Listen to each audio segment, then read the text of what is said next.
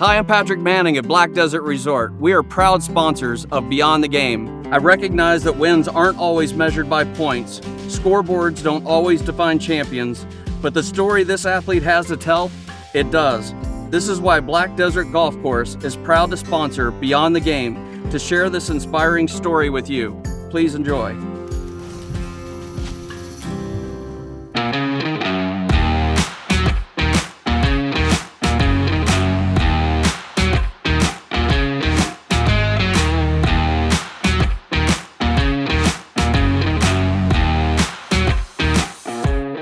You're listening to the Utah Checkdown Podcast. And now your host, Josh Furlong.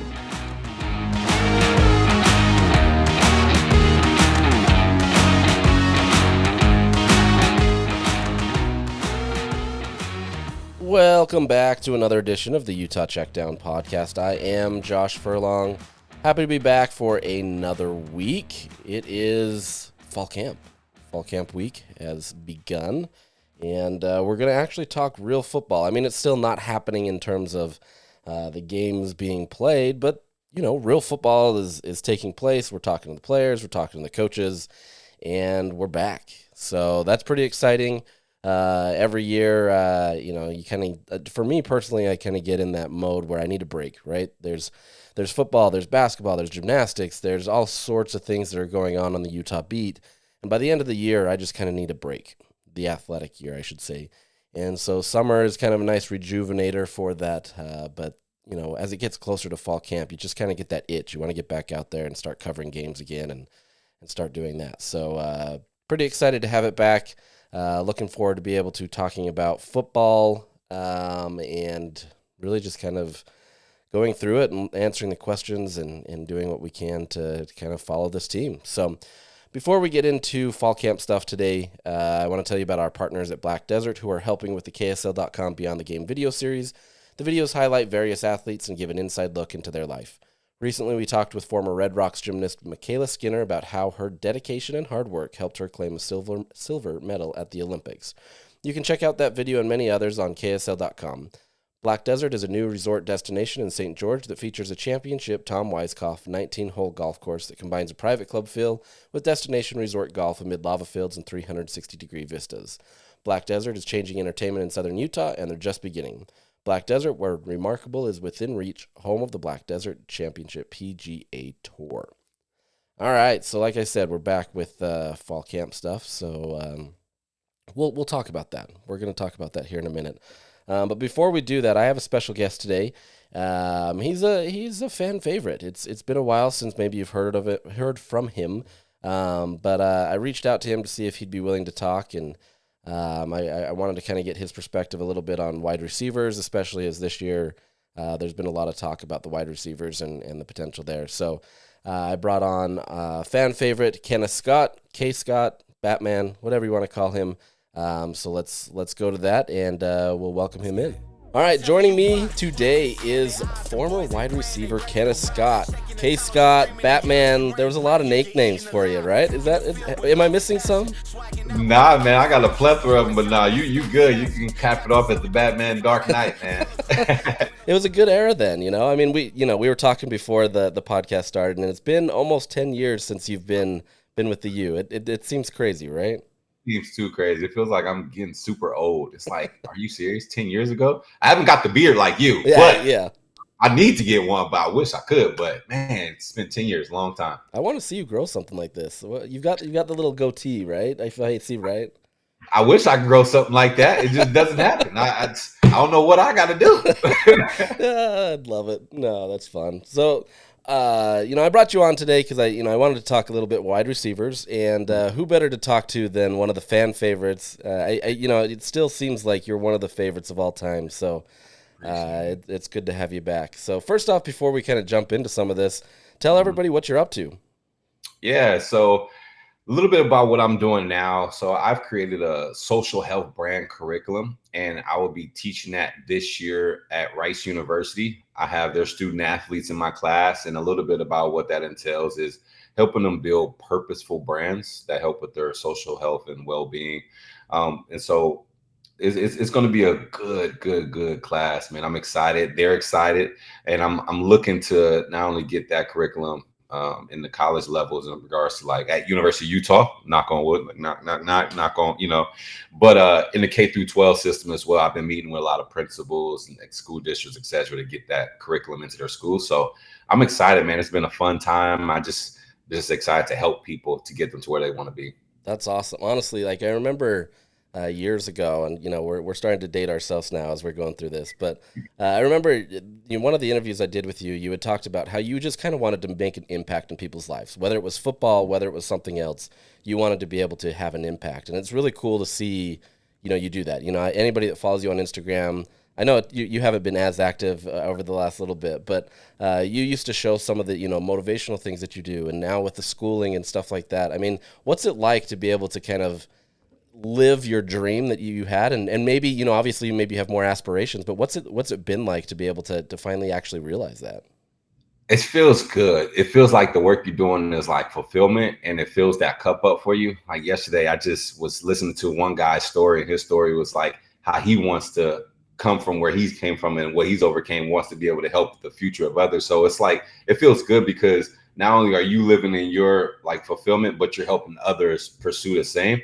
So it's like I can't even express it because I'm obviously, because I'm in it, it's hard for me to like go outside of it and look in it. But I know at the end of time when it happens, I'm gonna be grateful for everything that's come. But as far as like from what people share, it's been a good feeling to seeing the ripple effect that it's been having.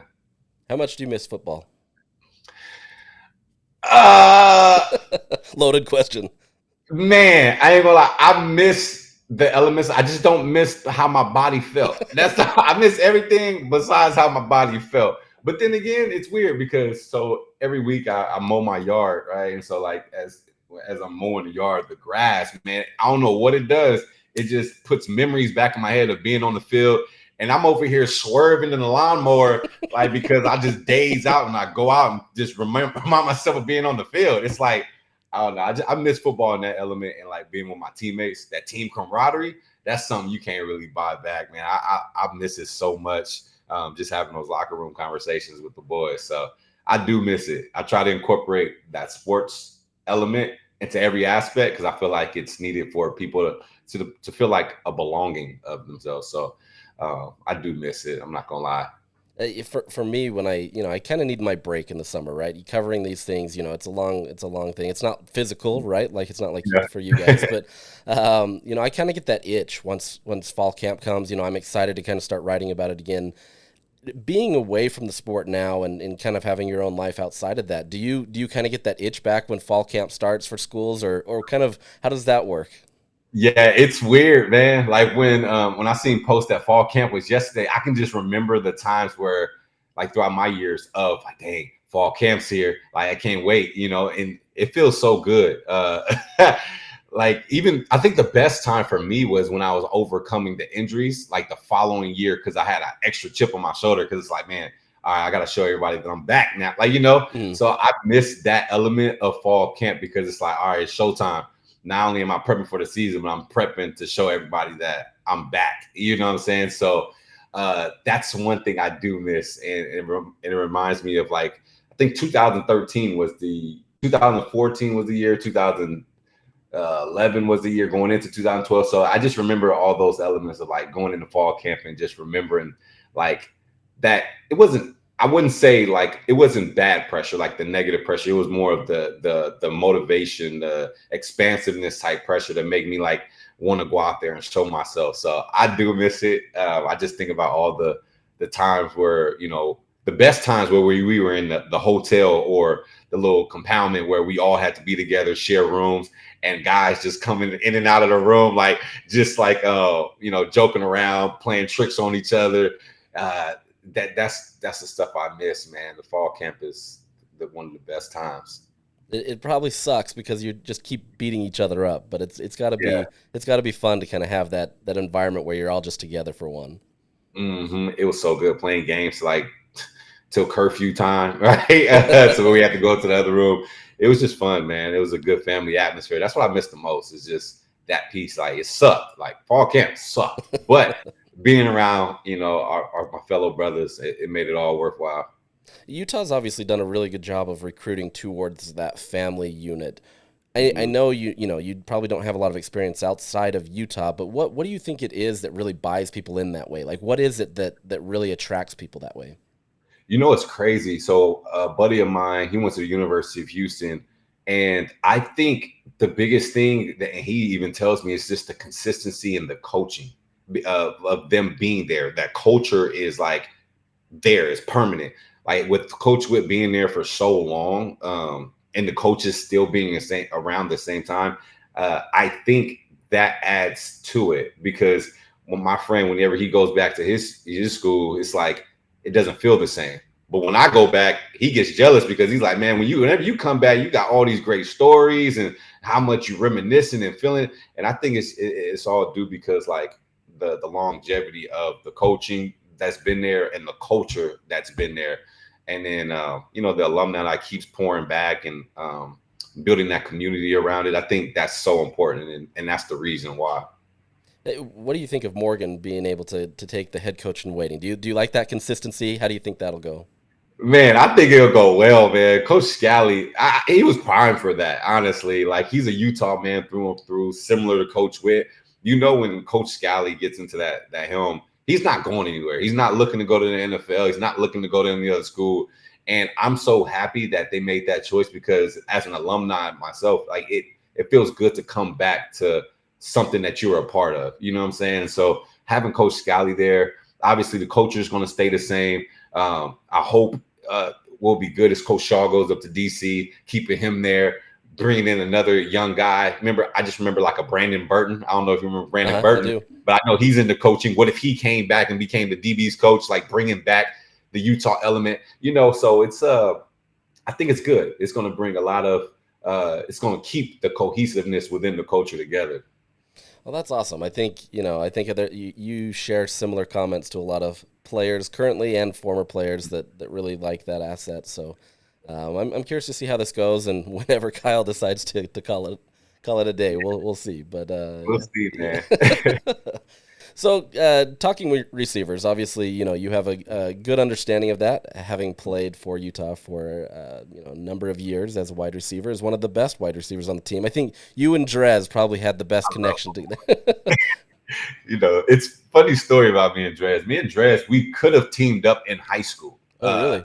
He was thinking about transferring to my school my senior year, but obviously they axed it. They were like, nah, this can't happen. So it was cool to be along with him like during college and seeing his maturation and his growth, during the process, coming from kids at 16-year-olds to now. We've been knowing each other since we were young. So it's like, dang, we even played against each other when we were in Little League, which is crazier. He had a picture that he showed me. I was like, what in the world? So it was cool to be with Drez, man. Coach, I'll tell you this, Coach Rod hated us in the meetings together.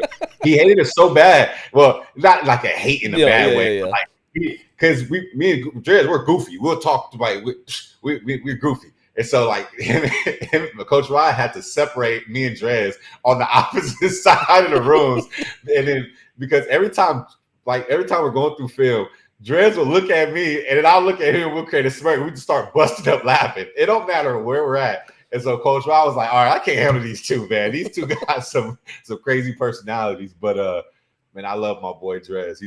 Man, I'm just mad that 1 year that I couldn't have finished out with him as far as the 2013 season, because that Erickson year we were going to do some big things, but obviously he did big things, which I'm super proud of him. It gave him that exposure that he needed.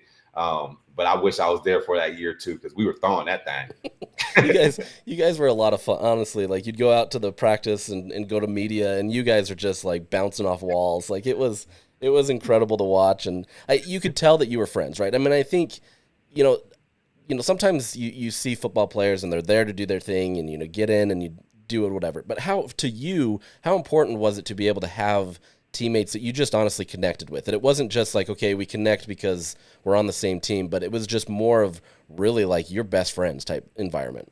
It was cool because like every day you're going into, it's cool because like say you are going through some adversity. They know you well enough to like help you through that adversity so that you can get back into, get to game mode. Right. And then also like off the field, we used to call ourselves AFG, the Air Force Gang, early on. We adopted it from like Luke Matthews and Devontae Christopher, and so early on, like they gave us that mentorship. And so I remember we used to go to we went to Pocatello, Idaho on like a receiver trip. I don't know if they do these anymore, but like we ourselves just planned it out. Griff McNabb, we went to Griff McNabb's house. We rode horses and like we spent like just time together. Like no coaches brung it together. No, nobody. It's just us as players wanting to be along with each other. It was so cool having that brotherhood, because even before games, like people may think we're crazy, but like before the games, like the night before the games, we'll be in each other's rooms and we'll be watching animal stuff. And the commentary, like y'all think Snoop Dogg is funny with the commentary with like the different stuff. But Drez and Reggie, oh my gosh, the commentary is hilarious because we just be watching animal stuff. Devontae Christopher, oh my gosh, it was hilarious. Anthony Denham, Delshawn, oh my God, it was just amazing time. Just that camaraderie. And I think, with the NIL space, I hope it doesn't take away that aspect of it. The brotherhood and the community, because that's something I miss so much. And I always tell people stories about like how close we were as a group because of it. Speaking of that, I mean, I know a lot of people, they see the production on the field, and that's just a small portion of what you guys do. In your mind, what makes a good, well-rounded wide receiver that's more than just maybe on the field stuff?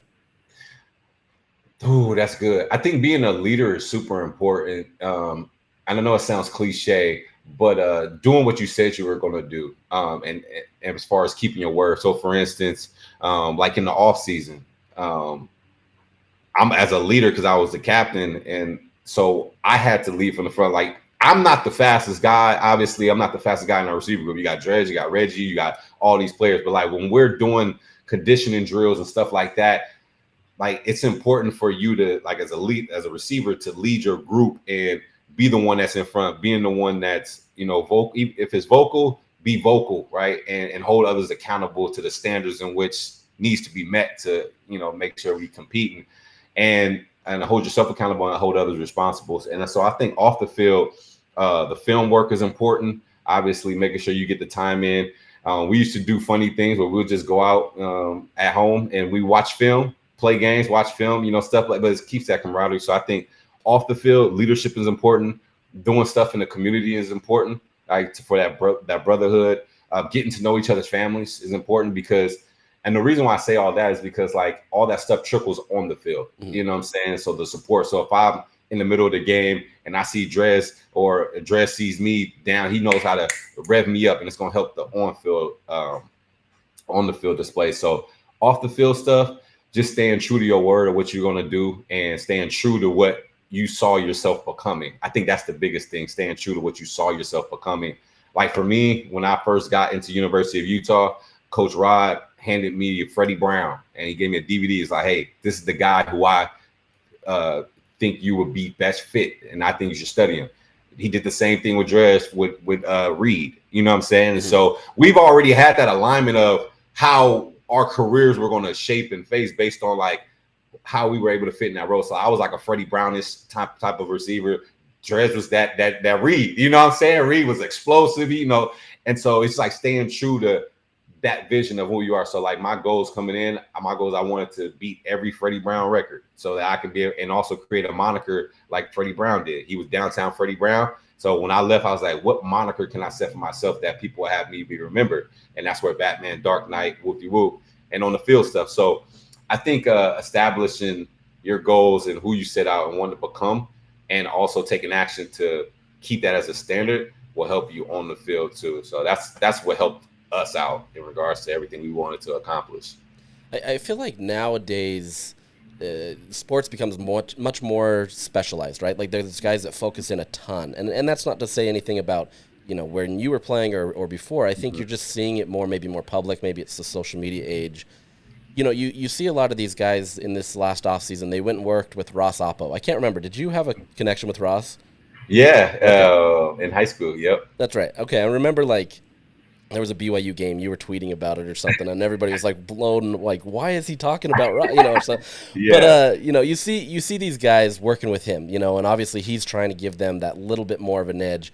Mm-hmm. Did you do that kind of stuff in the summer? How was it, back when you did it versus today, and how much more of an advantage can that give guys going into fall camp? Yes, I definitely did that type of work in the summer. It wasn't as public. Well, actually, it was publicized. I remember I had a YouTube channel, and I posted a couple videos of me like running through the mountains. Especially I was documenting like my injury phase, and I was running through the mountains. So I showed that. I was showing when I was inside the gym, or inside the facility, the indoor facility, catching passes, doing the top of my stems. So I definitely did document that stuff. I didn't think of it back then how people are doing it now. You know what I'm saying? I was just documenting just to have fun so people could see what we do.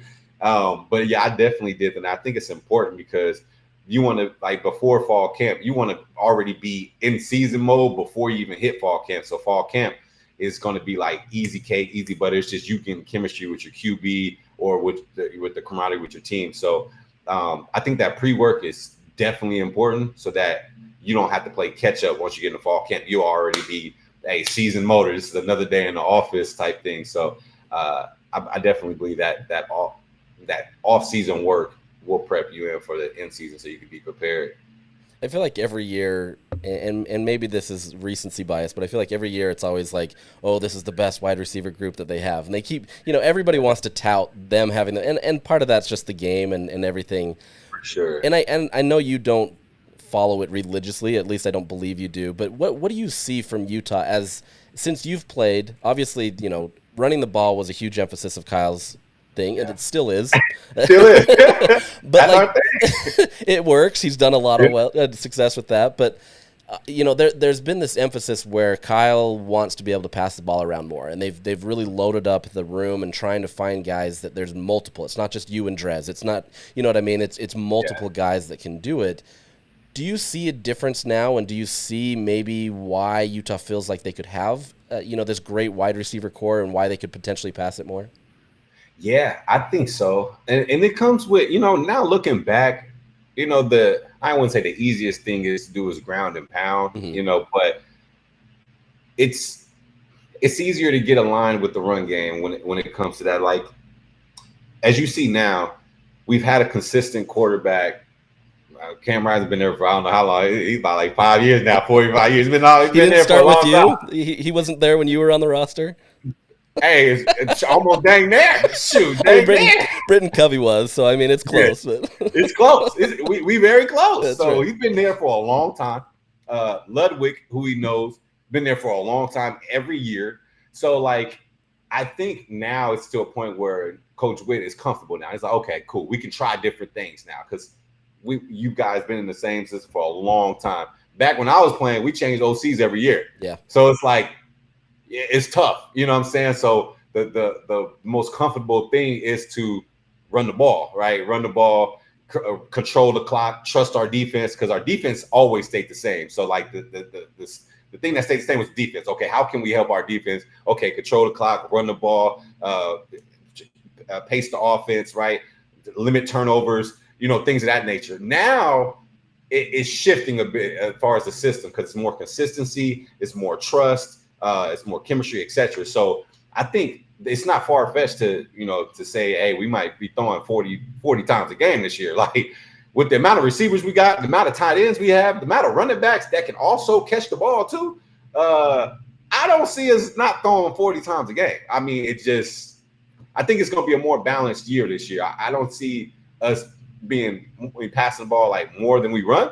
I think it's going to be more 55, 45. 55 running the ball, 45 passing. But if depending on how the run game goes, it can go different ways. It's going to be a lot more balanced, barring injuries. It'll be a lot more balanced. And then as far as, because I was thinking about this too, as far as expectations for the receiver group, I wouldn't even put expectations on, hey, it's going to be 1,000-yard receiver.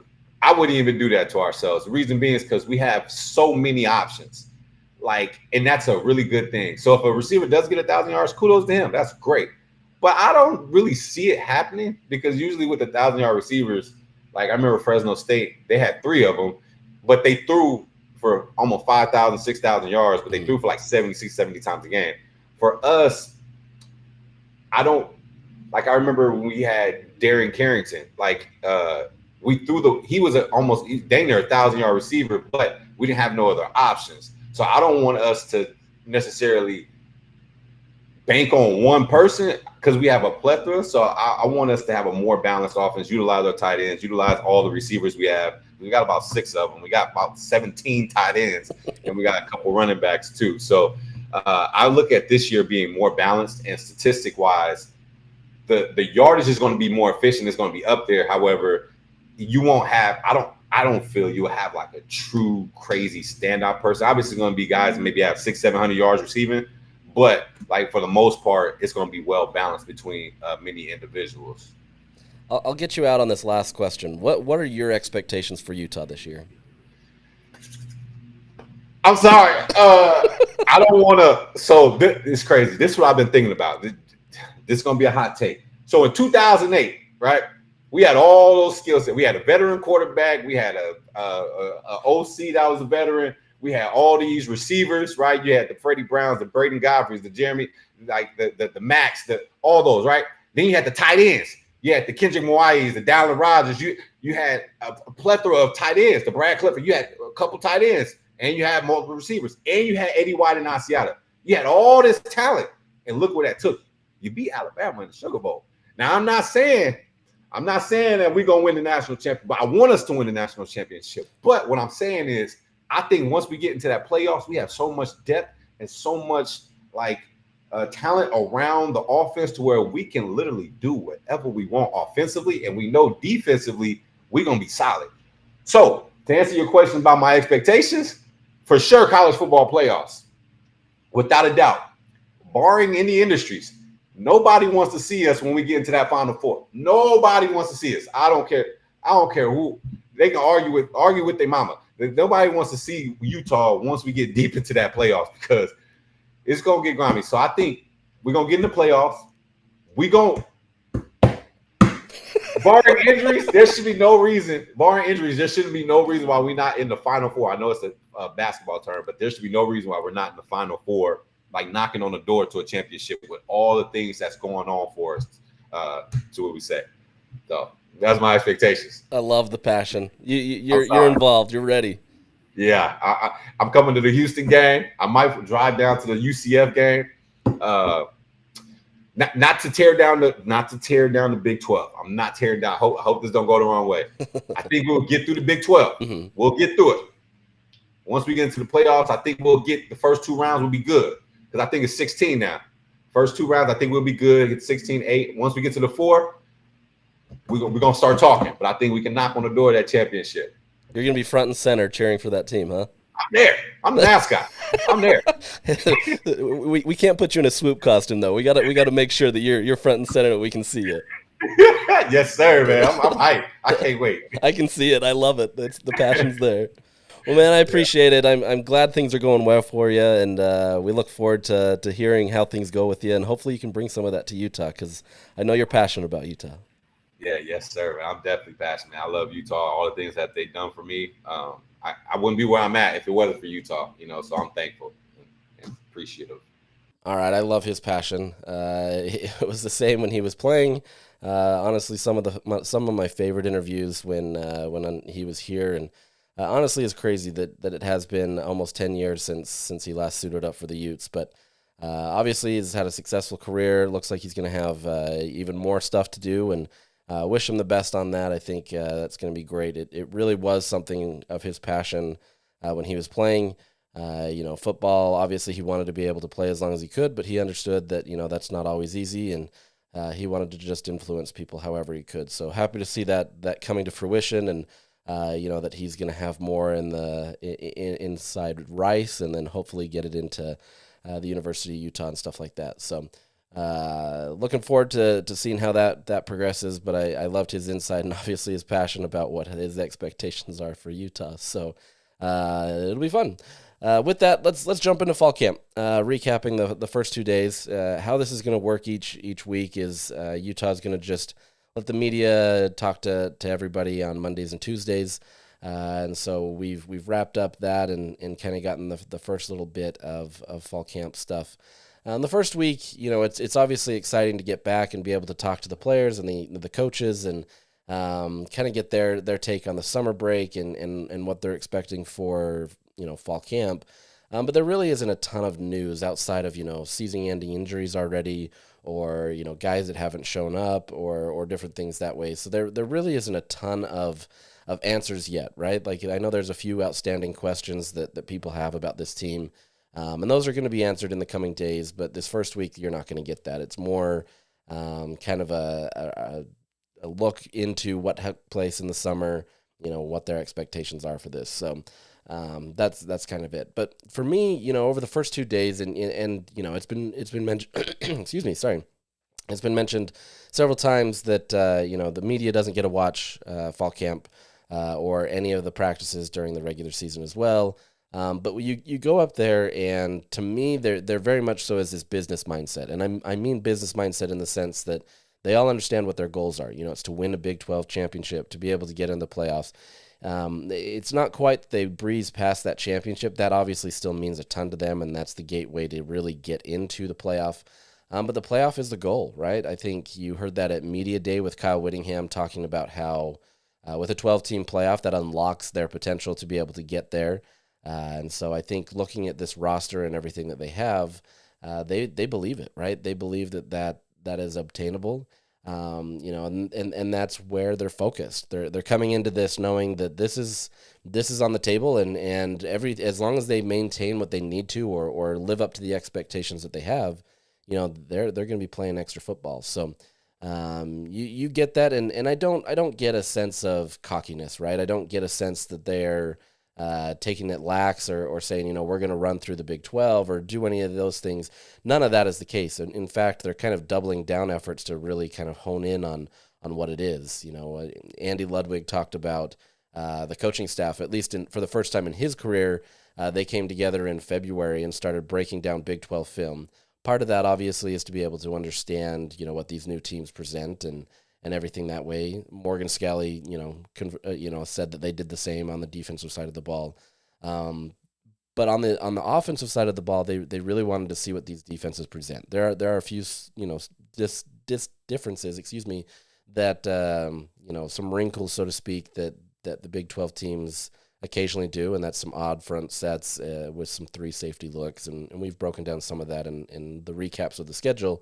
But they started in February to look at that, and then came back in June and did a deeper dive. Andy said there's no game plans yet. It's not like they've schemed out, what Oklahoma State's game is going to look like, or what the Houston game is going to look like. But they at least have a good understanding of what they're going to see. So they're not surprised. And as Andy Ludwig goes out there to scheme something, he can't run a play that counters whatever they're doing and looks confused. So that's not to say that this is going to be easy, right? There's different looks and there's different things that you have to do, and it's different to be able to watch it on film and put it together on tape, but or on the field, I should say. But this is a team that really is focused in on trying to do the best that they can, hone in on everything they've got, adding the most depth that they possibly can to a position in terms of not just bodies, but guys that are actually going to be able to play, right? As we saw last year, anybody can be called up at any time based on injuries. And so you want those frontline guys to do well, but then you need the guys behind them to really take in and hone in. And I can't remember what player it was, but they said they practice, and try to get that depth so that, those third string, fourth string, whatever those guys are, whatever the depth there is, they're practicing as if they're going to be the number one guy. And that's not something revolutionary to Utah, right? So I'm not trying to say that, but that's really their focus right now, and that starts on day one, and they really are putting into that. So interesting to see how that will continue. You get into the later parts of fall camp and the kind of the doldrums of camp, so to speak, and you kind of start to see guys get a little bit antsy. They want to get on that field and they want to stop hitting each other. This week they're not in full pads, so there's none of that. But in a couple days, as they start putting on them full pads and ramping up to actual tackling and different things that way, we're going to see some stuff. Kyle Whittingham said that's when you start seeing that separation, right? You're going to start seeing quarterbacks separate. You're going to start seeing running backs separate. You're going to see a lot of that separation as guys attack it in fall camp. And, they're not going to shy away from physicality. Morgan Scally specifically said, like, we're not going to shy away from physicality. There was the year before they traveled to Florida, they kind of backed up a little bit to try to keep themselves healthy, and he said he's never going to do that again. He's going to make sure that they are physical, they're ready to go, and they have to tackle, right? That's part of the game. Injuries are part of the game, and you have to do whatever you can to be able to make sure that you know what these guys are going to do on the field. So it's not like Utah's going to say, oh, hey, we're playing Southern Utah, we're going to take it light in fall camp. No, they're going to keep going.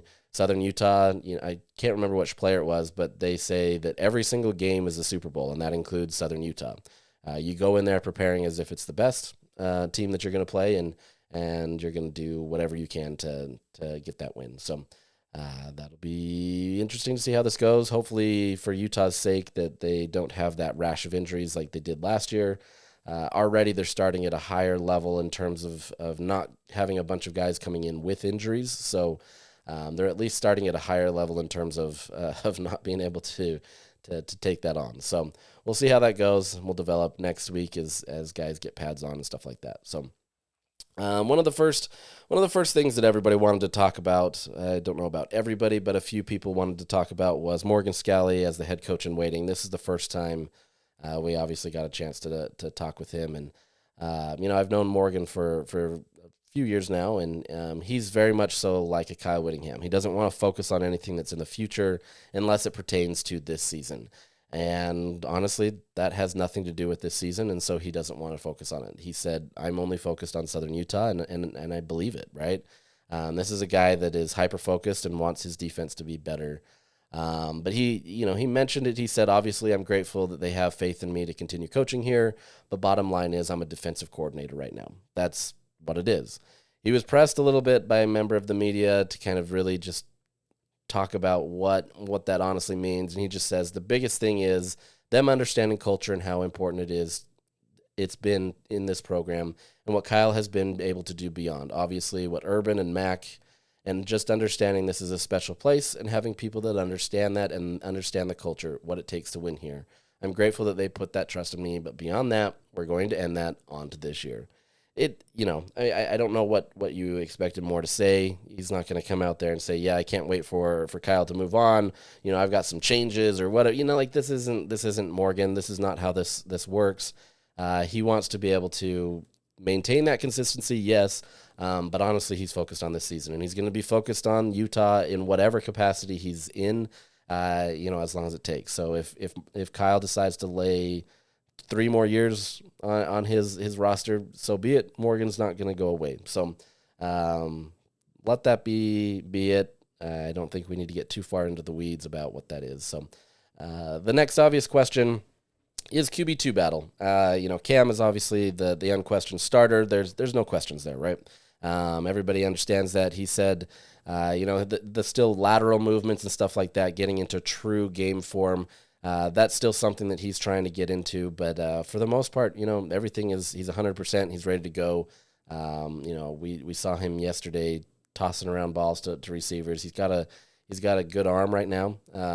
He's slinging the ball well, good tight spirals, all that kind of stuff. So obviously it's going to change when guys are rushing at him and doing different things that way. But it appears as everything is good to go with Cam, and Utah should be fine. So they're happy about that. But as we've seen, you need good backups. And the consensus, it seems, nobody's said this, but Sam Heward appears to be the guy that will probably be the favorite to be QB2. It makes sense given his ability to, throw the ball downfield. I mean, he's got probably one of the best arms in the room. He obviously has experience. He had a little bit at Washington, and then at Cal Poly, he was their starter. So he at least has D1 experience, and yes, it is different coming from Cal Poly to Utah, but he at least understands what it is more so than a Brandon Rose or Isaac Wilson who haven't had D1 reps. So we'll see how that goes. But Kyle cautioned, not to take anything into that, especially because he's got to understand the system. He's got to understand what Utah's trying to do, and that is really what it comes down to. Andy Ludwig said as soon as there's separation, they're going to give more reps to the guy. They're not going to wait. They're not going to sit here and say, okay, maybe we can get more separation from another guy. With your backup, you've got to feel comfortable with them, yes, but you've got time in some respects, right? Barring Cam getting injured, first snap or first game or something like that, you've got time to kind of develop that. And so once they start seeing separation, and they've seen so much film on these guys through, player run practices in summer, they can observe to some extent. They can't manage them, but there's different things that they've seen. So this isn't something where they're coming into, Monday looking at Sam Heward for the first time saying like, this is the first time we've seen him. Like, yeah, they're seeing him in more of a game-like setting, in terms of being able to go up against a defense without pads, by the way, and without being able to tackle him. But you get the point. We'll see. But, this is something that Ludwig says he wants to make the right decision rather than a rush decision. So it's not something that they're going to try to drag out. They don't need to. It's not like they're trying to play that cloak and dagger game where they're trying to hide it from the media of who's going to be QB2. But at the same time, they're going to take their time as long as they need. This first week especially, it's going to be trying to figure out how they acclimate to the system. That includes Brandon and Isaac. But you've got to be able to really start getting into that in the next couple of weeks because you got to give Cam most of those reps so that he's prepared for the season, and then kind of whittle that down to whoever has those next reps. So we'll see how it goes. Ludwig says it's going to be a very aggressive battle. The install of the offense is going to be very aggressive. That means they've been told what they need to practice in the summer, and they are expected to come in and come at least that baseline level, if not more.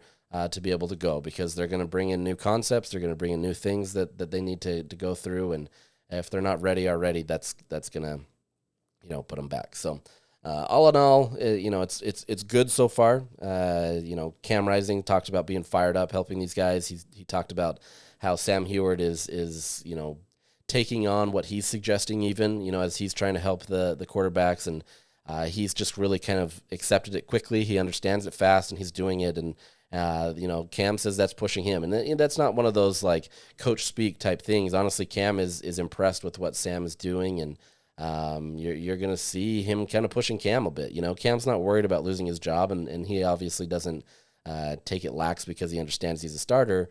But I think that pushes him more to be able to say, like, this is fun, right? Like, this is a guy that can push me and help him get along. So. Curious to see how that develops. Next week we may have more quote-unquote separation, but I doubt it. It'll probably be a while, if not till the week after, where we really start seeing what quarterback pulls away from the pack. Like I said, Sam is probably the guy, but Isaac has obviously made tremendous strides. Brandon, he's been in the system a long time, and I haven't heard much about him, and that's not because he's not progressing, but I think the new face and Sam, everybody's excited about that, and so those were a lot of the questions go. So beyond that, on the offensive side of the ball, it's really just trying to find the depth, trying to find the guys who are going to separate themselves as well, and that especially comes at running back. Quinton Ganther, he's very tough to please. You've got two guys. I mean, everybody on this coaching staff is tough to please because they demand a lot of progression and a lot of they're not going to let you skate by, right?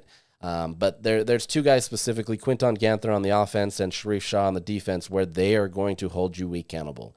And if you are not ready and you're not doing it, you're just going to get overlooked, right? That's not to say they don't have belief in you or that they don't think that you can be there, but they're not going to waste their time on guys that aren't willing to put forward. Now, with that sounds really harsh. They are helping these guys. They push them. But that's the reality of it, right? They're not going to sit here and baby you and hold your hand and say, oh, good job, you did this. This is something where they're going to push really hard, and if you're ready, great, and if not, you know what, we'll see you next year type mentality. So with Quinton, he's not satisfied with where they're at. He's got a stable of running backs that I think are pretty deep.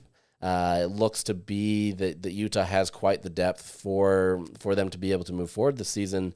But he wants to see more, right? He wants to be able to see a guy separate or guys separate so that they have the confidence in them. This isn't something where, okay, you're just a guy that can, hit the holes. This is a guy that's a complete player. This is a guy that has to be able to pass protect well. He's got to be able to, read those defenses. He's got to hit the holes. He's got to be able to understand the playbook. almost as much as a quarterback to make sure that they understand it. They've got to be able to be a pass catcher. This is a complete player. So, if Utah's able to find that bell cow back, and so far that appears to be like a Mekhi Bernard type player. He's healthy. He's been in the system for, as long as somebody like a Cam. He's got the best ability to do it. He's a lot of people don't think he's a bigger body, but he has, I think he's 220 or something like that. So, this is something that is going to be an interesting battle. Quinton's not going to get into the hypotheticals of who it could be. Even talking about the progress that Jalen Glover made last year, he says, I want him to prove it, right? He's not going to give him any inch and say, you know what, oh, good job, congratulations. He wants to see more. So there honestly wasn't much from Quinton this week, and that's by design because, he hasn't seen it show up on the field yet. And so we'll get more as that goes on, but this is going to be a tough room. There's going to be a lot of guys vying for a spot, and they're going to work hard. And if they don't work hard, Quinton has no business with them, and that's not like I said, it's not a mean thing. It's more just he demands a lot of expectations out of these guys, and he wants them to produce. On the wide receiver side, Alvis Whitted, new wide receiver coach from last year. He's excited about this group, right? He's got a quarterback that can finally throw to his guys. He's got depth. He's got so many people that are coming along. And, we've heard about Dorian Singer, and there's obviously the consistency of Money Parks and some of these guys that have been in the system already, like Munir McClain.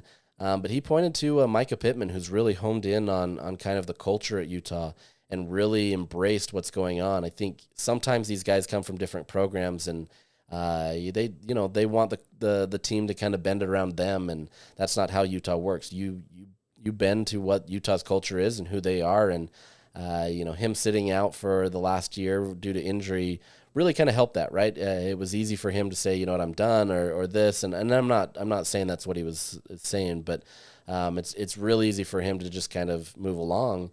And instead, they've said that he's really embraced it. Micah Pittman has become one of the vocal leaders of the room.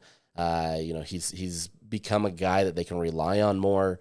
Alvis Whitted said that this is a guy that can absolutely be a wild card for Utah. So knowing that you have Dorian Singer, who has been phenomenal for them, you get a Damian Alford, who is 6'6" and I believe 220 or something like. I mean, you sit here and look at him on the field, and he looks like a prototypical tight end, and he's out there running routes, as a wide receiver. That's a problem. But you have Micah Pittman, who can get in that mix. Dadrian Zipperer. You got a lot of these guys. Like, there's a lot of depth here, and that's not even speaking to a lot of the tight end room that is as deep as ever. And, Utah can run with their 12, 13 personnel and really just kind of chuck it around and have whatever they need. But this is a group that's excited. They obviously have to find the depth. They've got to find the playing time guys that are willing to do all the intangible things like the blocking, the being able to, run the proper routes. You've got a lot of guys. I believe it was, I can't remember what player it was, but I think it was actually Zemiah Vaughn that was saying, you're going up against receivers that actually can cut incredibly quick, right? And so it's pushing him more. He sees it on the defensive side where these are guys that don't just run routes. They're doing things to be able to make it challenging for a corner. So, that's encouraging for Utah. A lot of these guys have been working with Ross Oppo, as we talked about in the offseason, to kind of work on some of those mechanics and kind of get that extra edge. And as Kenneth Scott talked about, this isn't anything new necessarily. It's not like guys weren't doing this in summer before. I just think the talent level has increased, and Utah has really honed in on trying to pass the ball more and making that a part of the game. So on the defensive side of the ball, as I mentioned, Sharif Shah is another one of those guys that is, he demands a lot. We asked him, how many guys is he comfortable with, right? First he said 1.5 guys and then changed that to 2.5 guys. He believes in Zemiah Vaughn. He's a guy that's proven it. That's really what it comes down to, is can he prove it on the field? And then Kenan Johnson, simply because he's done it at Georgia Tech. He still wants to see some from him, but he's at least done it at Georgia Tech. So it's more now doing it in Utah's system, but he has a lot of faith there. And then that half comes from Smith Snowden. This is obviously a guy a local kid that there's been a lot of promise from. Really kind of got some playing time last year and saw some promise out of him. And so that kind of is why Sharif is a little bit more optimistic about him, and just because he's been able to see it on the field. But beyond that, you've got a bunch of guys that they're not quite fully unproven, but there's a room full of guys that, he wants to see more out of him. He doesn't care if, they make one great play. He doesn't care if they make mistakes even, but he just wants guys that are going to go out there, do their best, and show that they can be relied on. He said that he's looking for 4 more guys especially to step up. So you got your frontline guys essentially set right now, but you need that depth, right? You need that 2 deep. These guys rotate in and out, and obviously those starters are in there the majority of the time, but this is a position group that, you're rotating quite a bit, and so you need that depth. You need that 2 deep. You need that 3 deep to be able to be effective, and that's where he's kind of coming at, and that I can see it kind of causing him a little bit of stress this year because he wants to be able to be at a high level. He doesn't want to be the position group that everybody looks at and says, okay, the defense is great, but you're getting beat in the secondary or different things that way. So I think he's stressed, but at the same time, I think he's optimistic about where that's coming. Morgan Scally said his 2 biggest areas of focus right now were at the depth at linebacker and safety. So you can kind of add that into it. You have great frontline guys there in both of those positions, guys that have proven experience. Safety, you're replacing 2 guys that were effective, especially with Cole Bishop, who was a guy that you could rely on. Sione Vaki obviously had 1 year under the system, but was a guy that they could rely on. Now you've got to have some other guys like a Te'au Johnson, a John O'Hall, Alakai Gilman. I'm missing some other guys, but you're trying to get guys in there that know what they're doing and understand the system so that you're not getting burned. Linebacker, it's really just finding that depth. You've got Karene Reed, Lander Barton, who are your guys. But you've got Sione Fotu, who got a lot of experience. You're trying to find the guys behind them that are gonna do well, and ultimately it comes down to buying into the process, as Scally says. It's finding guys that want to be there. They want to be able to be in the system. They want to work hard, and so that's where they're at. Defensively as well, in the front line, that defensive line is loaded. There's so much talent there. That is not a worry of this team, and it usually isn't a worry of this team simply because they find ways to load up and do whatever. But all 4 of the guys on the front are starters. You've even got guys behind them that have been starters and gotten playing time. So, on the edge, you've got, Connor O'Toole, Van Fillinger, Logan Fano, who I don't know how this happened, but, he's coming back from an ACL tear. His brother joked that it's his 3rd one, so he knows what to do. And, this is a guy that's ready to go. There's no restrictions on him, and he's looking good out there. He's ready to go. So you get 3 guys that have been proven at the defensive end. In the interior, you've got Keanu Tanavasa, you've got Junior Tafuna, you've got a bunch of other guys in there that have starter reps, Samote Pepa, Aliki Vamahi, excuse me. There's a lot of guys there that have a ton of reps under their belt. So that's not the worry. The crazy thing is especially in the defensive end room, you got Paul Fitzgerald coming in from Utah State. He had 8 sacks his freshman year out there. You have Cash Dillon, a freshman, as another guy that's pushing time. Lewis Powell said that Cash Dillon tested as a senior in their summer workouts and different things that way. I don't know fully what that means, but he's understanding it in a way that is in a much higher level than many freshmen. And so they're really optimistic about him, and maybe you get some playing time there. But that defensive end room is loaded. So it's tough to be able to get that. And there's other guys in the system that have that capability as well, and I'm curious to see how that develops. But it's going to be a fun time on that line. There's a lot of guys that can wreak havoc, and I'm curious to see how that goes. But I don't that we've gone on long enough today, and that's just a simple recap of what's happened. But I look forward to kind of breaking these down a little bit more as the season develops, and we talk to more people, and we get kind of more from them, and I hope to sprinkle in more audio from them. This week was a bit of a time crunch, but I hope you got a little bit of a taste of what fall camp is going to be. So with that said, we'll wrap up today, And, we'll come back again next week with a little bit more understanding of how fall camp is going. But football's back. I hope you're enjoying it. Let me know if you have any questions or anything you want me to talk about, and we will get after that. So with that, we will talk next week. Have a great one.